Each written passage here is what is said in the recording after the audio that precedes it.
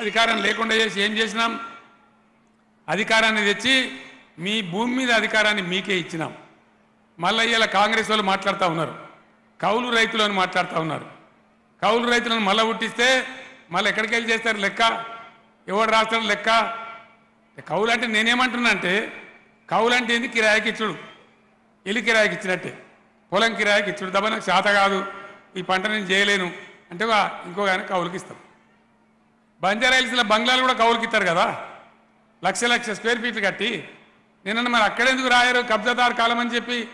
బంజారాయిల్స్ బంగ్లాలకేమో మాఫీ, రైతులేమో నీకు అగ్గో దొరికింది బిడ్డ, రైతులకు రాసి గోల్మాలు దింపి ఈయన భూమి ఆయన పేరు మీద పెట్టి తాకులాటలు పెట్టించి కోర్టుల చుట్టూ దింపి మీరు నాశనం చేస్తున్నారు. కాబట్టి నా ప్రాణం పోయినా సరే బీఆర్ఎస్ గవర్నమెంట్ ఉన్నాక దాన్ని మారని అని చెప్పి నేను చెప్పిన.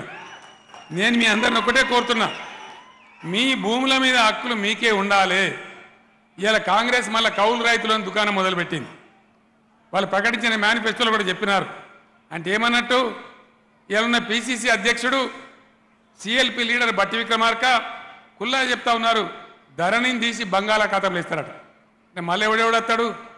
మళ్ళీ తహసీల్దారులు, ఎంఆర్ఓలు, గిరిదావలు, మళ్ళీ విఆర్ఓలు, ఇక నీ భూమి నా పేరు మీద రాసి, నా భూమి రాజేశ్వరికి రాసి, రాజేశ్వరి దయాకర్ రావుకి రాసి తాకులాటలు పెట్టించి మళ్ళీ కోట్ల చుట్టూ దింపితే మనం చాలా చచ్చిపోతాం, నాశనం అవుతాం. మరి ఎవరిని బంగాళాఖాతంలో వేయాలి? ధరణిని తీసేసి కాంగ్రెస్లు ఇస్తానా వాళ్ళని బంగాళాఖాతంలో వేయన్నా, లేకపోతే ధరణిని బంగాళాఖాతంలో వేయన్నా? దయచేసి ఆలోచించాలని చెప్పి నేను మనవి చేస్తా ఉన్నా.